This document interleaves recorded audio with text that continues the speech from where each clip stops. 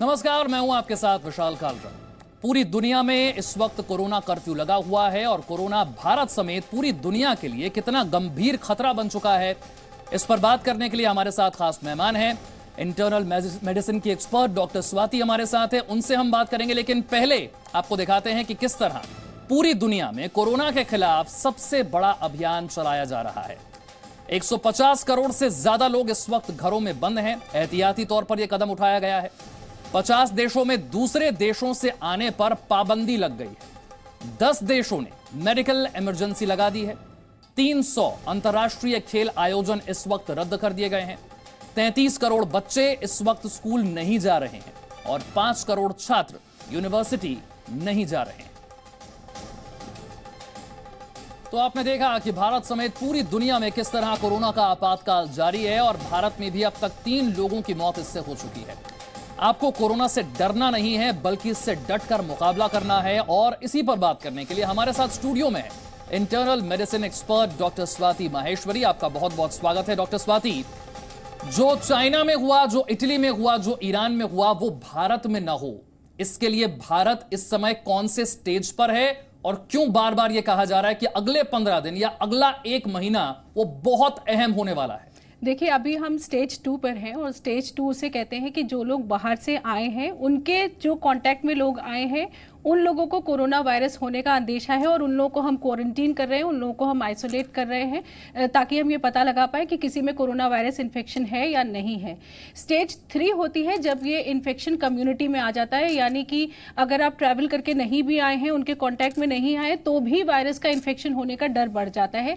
इसीलिए आज हमारी कोशिश है कि हम स्टेज 2 से स्टेज 3 में ना जाएं और उसी के लिए जो हम सोशल डिस्टेंसिंग की बात कर रहे हैं, यानी कि जो बार बार ये बोला जा रहा है कि आप ऐसी जगहों पर ना जाएं जहां ज़्यादा भीड़ भाड़ होती है। इस तरह के जो सार्वजनिक स्थल हैं, स्कूल बंद किए गए हैं, मॉल्स बंद किए गए हैं, थिएटर्स बंद किए गए हैं, अब तो धार्मिक स्थल भी बंद किए जा रहे हैं। ये सब इसीलिए किया जा रहा है कि लोगों का ह्यूमन टू ह्यूमन कॉन्टैक्ट जो है वो हम कम से कम कर सकें। और यही जो दूसरी चीज़ जो बार बार सब लोग बोल रहे हैं वो है हैंड हाइजीन का मेंटेन करना, यानी कि हमें समय समय पर साबुन और पानी से अपने हाथ धोने हैं या सैनिटाइजर का इस्तेमाल करना है, ताकि जो ये चेन रिएक्शन है, यानी कि एक व्यक्ति से जो दूसरे व्यक्ति में कोरोना वायरस जाने का जो डर है, इस चेन को हम तोड़ पाएं।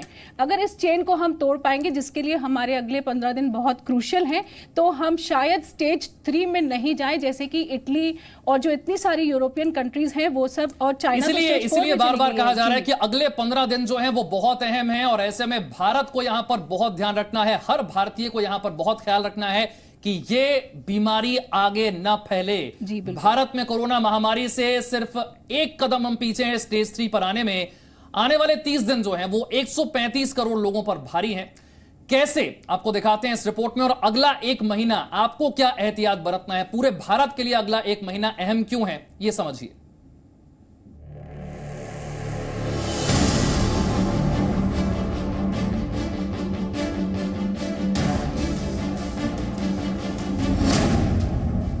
भारत महामारी से सिर्फ एक कदम पीछे।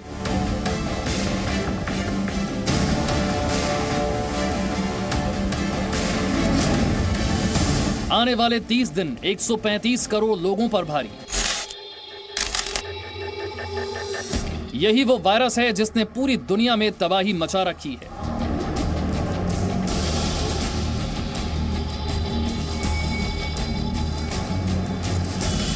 इस वायरस को छूना तो दूर, बिना हाई पावर माइक्रोस्कोप के देखा भी नहीं जा सकता। यह वायरस हर रोज दुनिया भर में सैकड़ों लोगों की जिंदगियां लील रहा है। ऐसे में यह जानना बेहद जरूरी हो जाता है कि आखिर इस अदृश्य वायरस के खिलाफ भारत की जंग कितनी सटीक है। कोरोना के खिलाफ लड़ाई में देश के डॉक्टर्स अगले 1 महीने को काफी अहम मान रहे हैं। अगले 30 दिन में यह तय होगा कि देश में कोरोना का असर कितना होगा। तो वही हमें कंटेन करना है। अगर आप देखें तो हम regularly more and more aggressive actions कर रहे हैं to move towards literally a lockdown, कि हम बाहर से लोगों के वीज़े कैंसिल हो गए, ट्रैवल बिल्कुल बंद हो गया, स्कूल शट डाउन हो गए, मॉल्स बंद हो गई हैं, सिनेमा हॉल्स बंद हो गए। वी आर ऑल्सो ट्राइंग कि हम अब इस जो क्रूशल फेज़ है, अब जहाँ पे एकदम केसेस बढ़ सकते हैं और जैसे बाहर देशों में देखा गया, उसको हम ना होने दें। और उसको रोकने के लिए we have to move to a stage where citizens become responsible, वो अपनी रिस्पॉन्सिबिलिटी समझें और सोशल डिस्टेंसिंग करें। अब आप ये समझ लीजिए कि कोरोना से लड़ाई में भारत की स्थिति क्या है। पहला चरण है विदेश से आए लोगों में कोरोना का संक्रमण। भारत में कोरोना वायरस विदेश से आए लोगों से फैला। दूसरे चरण में विदेश से आए लोगों के संपर्क में आने से संक्रमण। भारत में विदेश से आए लोगों के संपर्क से संक्रमित लोगों की संख्या बढ़ी। भारत अभी कोरोना संक्रमण के मामले में दूसरे चरण में है। तीसरे चरण में एक संक्रमित व्यक्ति से कई लोग संक्रमित होते हैं। भारत अभी तीसरे चरण से एक कदम दूर है। चौथे चरण में संक्रमण सामुदायिक स्तर पर फैलता है, यानी इस चरण में भारत में महामारी फैलने का खतरा बढ़ जाएगा। भारत इस वक्त दूसरे स्टेज पर है और यहां स्टेज 3 का कम्युनिटी ट्रांसमिशन अब तक शुरू नहीं हुआ। यही वजह है कि भारत में कोरोना से पीड़ित मरीजों की संख्या 200 से नीचे है, जबकि भारत से 17 दिन बाद यानी 15 फरवरी को कोरोना के पहले मरीज के इटली में पाए जाने के बाद वहां कोरोना के पीड़ितों की संख्या 25,000 से ऊपर है। चीन, ईरान और इटली समेत तमाम यूरोपीय देशों में कोरोना वायरस स्टेज 1 के कुछ दिनों के भीतर स्टेज 3 पर पहुंच गया। लोग जब तक कोरोना को लेकर सचेत होते और सरकारी मशीनरी इससे निपटने के लिए तैयार होती, तब तक मामला हाथ से निकल गया। 4 stages. There is imported cases or cases, sporadic cases. Then there is local transmission, which is established now. At least last time we had doubt that, but local transmission is there in 3 or 4 areas. जाहिर है सरकार और corona virus से निपटने में जुटी एजेंसियां इसे दूसरे स्टेज पर ही रोकने की कोशिश कर रही हैं। डॉक्टर स्वाति, इस रिपोर्ट के जरिए हमने दर्शकों को बताया कि इस बीमारी को लेकर स्टेज 2 तक भारत आ चुका है। स्टेज 3 पर ना पहुंचे, यानी कि और खतरनाक चरण में ना पहुंचे, इसके लिए भारत को, भारतीयों को क्या करना होगा और कब हमें यह तय करना है कि अब वो स्थिति आ गई है कि हमें डॉक्टर को दिखाना जरूरी हो गया है?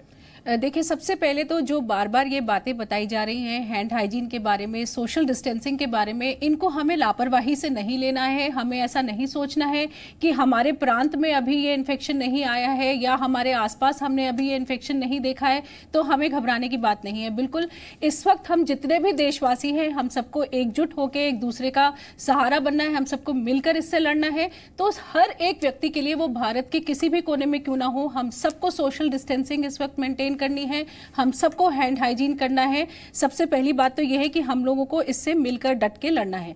दूसरी जरूरी बात जो इस वक्त यह है कि जो गवर्नमेंट की एजेंसीज हैं जो इस वक्त बहुत अच्छे स्टेप्स लिए जा रहे हैं। देखिए, इटली और अमेरिका दोनों में ही स्टेप्स बहुत लेट लिए और इसकी वजह से उन लोगों ने इसका बहुत खामियाजा भुगता है। हमारे भारत में एक बहुत अच्छी बात है कि सरकार ने बहुत समय से ये स्टेप्स लिए हैं लॉकडाउन करने के, बॉर्डर्स को सील करने के। तो जहां भी ये स्टेप्स लिए जा रहे हैं उनका हमें भी रेस्पेक्ट करना है, हमें भी उनको तोड़ना नहीं है। हमें जहां जहां ये बताया जा रहा है कि ये सब चीजें करिए, वो सब चीजें हमारे लिए करना बहुत जरूरी है इस वक्त। कोरोना से बचने के लिए देश भर में एहतियाती कदम उठाए जा रहे हैं। स्कूल, कॉलेज से लेकर यूनिवर्सिटी, मंदिर और यहां तक कि दफ्तर भी बंद किए जा रहे हैं। कई लोगों को वर्क फ्रॉम होम यानी घर से काम करने के लिए कहा जा रहा है।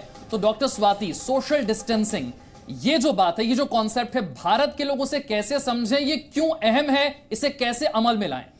देखिए विशाल, अगर हम देखें तो अगर हम इतिहास के पन्ने पलट के देखें तो पहले भी विश्व में जब जब महामारियां हुई हैं, ये देखा गया है कि जब भी सोशल डिस्टेंसिंग को लेट लाया गया, यानी कि जब जब प्रशासन बहुत देर से जागा है, तब तब बहुत ज़्यादा नुकसान हुआ है, बहुत ज़्यादा लोग संक्रमित हुए। तो पिछले जो महामारियां हमने जो विश्व में देखी, उनसे हमने ये सीखा है कि अगर हम समय से सोशल डिस्टेंसिंग शुरू कर दें तो हम लोग महामारी को बहुत हद तक रोक सकते हैं। और वही प्रशासन ने अभी करने की कोशिश करी है कि उन्होंने इसका जल्दी से लॉकडाउन करा है, जल्दी से सोशल डिस्टेंसिंग को लेकर के आए हैं। अब केवल प्रशासन के करने से नहीं होगा, यहाँ हर सिटीजन को इस वक्त उत्तरदायित्व है कि वो सोशल डिस्टेंसिंग खुद से भी फॉलो करे, खुद से भी इस चीज का प्रयास करे। जी हाँ, बिल्कुल। उसके लिए देखिए आपको यही करना है, जितने भी धार्मिक स्थल हैं, स्कूल हैं, बाजार हैं, जिम है, स्विमिंग पूल है, डिस्कोथेक्स हैं, पब्स हैं, जहाँ जहाँ भी ज्यादा भीड़ है लोगों की, वहाँ वहाँ आपको नहीं जाना है, अवॉइड करना है। देखिए, अभी स्कूल की छुट्टियां होती है तो बहुत सारे लोग सोचते हैं कि हम ट्रैवल करें, छुट्टियां मनाने जाएं। इस वक्त प्लीज इन सब चीजों को पोस्टपोन कीजिए। अपना कांटेक्ट कम से कम लोगों से अगर हम रखेंगे, देखिए हम ये सोच रहे हैं कि ऐसा कब तक चलेगा, बिल्कुल सबके मन में ये ख्याल है कि ऐसा कब तक चलेगा आज। लेकिन अगर ये तो बता पाना मुश्किल है कि ये कब तक चलेगा, लेकिन आज अगर हम इसे अच्छे से अमल करेंगे तो ये बहुत जल्दी खत्म होगा। लेकिन अगर हमने आज इसको अच्छे से अमल नहीं किया तो फिर तो बताना बहुत ही मुश्किल है कि ये कब तक चलेगा। तो इसलिए आज अगर हम ये एहतियात बरतेंगे, precaution precaution is better than cure ऐसा कहा ही जाता है, तो अगर आज हम ये चीज करेंगे तो हम शायद इसे जल्दी खत्म कर पाएंगे।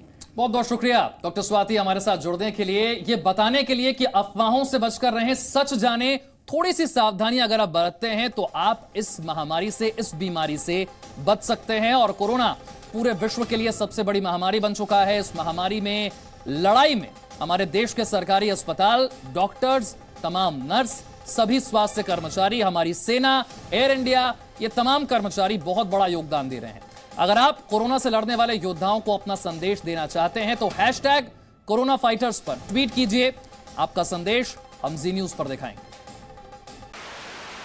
No signal, no worry. Presenting Z News app with live TV, latest updates and expert opinion. Available on Google Play and App Store. Download it now.